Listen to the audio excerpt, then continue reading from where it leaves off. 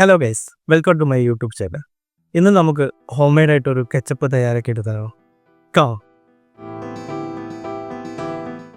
കെച്ചപ്പിന് ആവശ്യമായിട്ട് ഞാനിവിടെ 5 ടൊമാറ്റോണ് എടുത്തിട്ടുണ്ട്. നിങ്ങൾക്ക് എങ്ങനെ ക്വാണ്ടിറ്റി കൂട്ടണമെങ്കിൽ അതിനനുസരിച്ചുള്ള ടൊമാറ്റോ എടുത്തിട്ട് റഫായിട്ട് കട്ട് ചെയ്തെടുക്കാം. ഞാനിവിടെ ഇങ്ങനെ 4 കഷ്ണമായിട്ടാണ് കട്ട് ചെയ്തെടുക്കുന്നത്. റഫ്ലി കട്ട് ചെയ്താൽ വേണ്ടിയിട്ടോ, നിങ്ങൾക്ക് ഏത് ഷേപ്പിൽ വേണമെങ്കിലും കട്ട് ചെയ്തെടുക്കാം. കട്ട് ചെയ്ത് കഴിഞ്ഞാൽ നമുക്കൊരു പാനിലോട്ട് മാറ്റി ആവശ്യത്തിന് വെള്ളം ഒഴിച്ച് തിളപ്പിച്ചെടുക്കാം.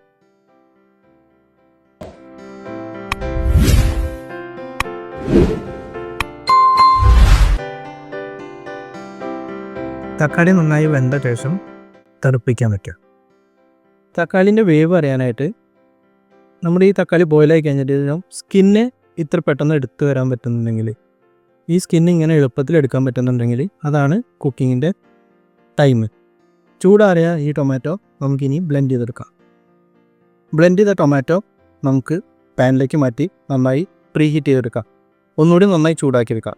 അതായത് ഇതിൻ്റെ ഉള്ളിലുള്ള വെള്ളത്തിൻ്റെ അളവ് കുറച്ചുകൂടി കുറച്ചെടുക്കാൻ വേണ്ടിയിട്ട്.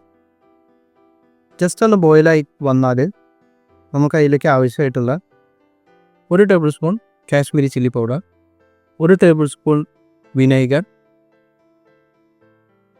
1/4 കപ്പ് ഷുഗർ, 1 പിഞ്ച് സോൾട്ട്, എന്നിട്ട് നമുക്ക് നന്നായിട്ടൊരു 10-15 മിനിറ്റ് നന്നായി കുക്ക് ചെയ്തെടുക്കും.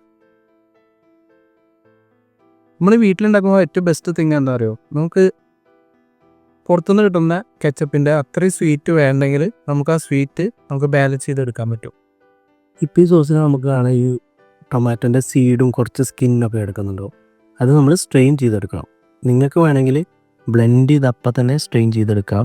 ഞാനിപ്പോൾ മസാല ഒന്ന് പിടിച്ചതിന് ശേഷമാണ് സ്ട്രെയിൻ ചെയ്തെടുക്കുന്നത്. സ്ട്രെയിൻ ചെയ്തിട്ട് നമുക്ക് പാനിലോട്ട് ഒഴിക്കാം. സ്ട്രെയിൻ ചെയ്ത് പാനിലിട്ട് നന്നായിട്ട് തിളപ്പിച്ചെടുക്കാം. ഈ ഒരു ടൈറ്റ് നമ്മൾ സോസിനായി കഴിഞ്ഞാൽ നമുക്ക് ഓഫ് ചെയ്ത് മാറ്റാം. ഒക്കെ നമ്മുടെ ടൊമാറ്റോ കെച്ചപ്പ് ഇവിടെ തയ്യാറായിരിക്കുന്നു.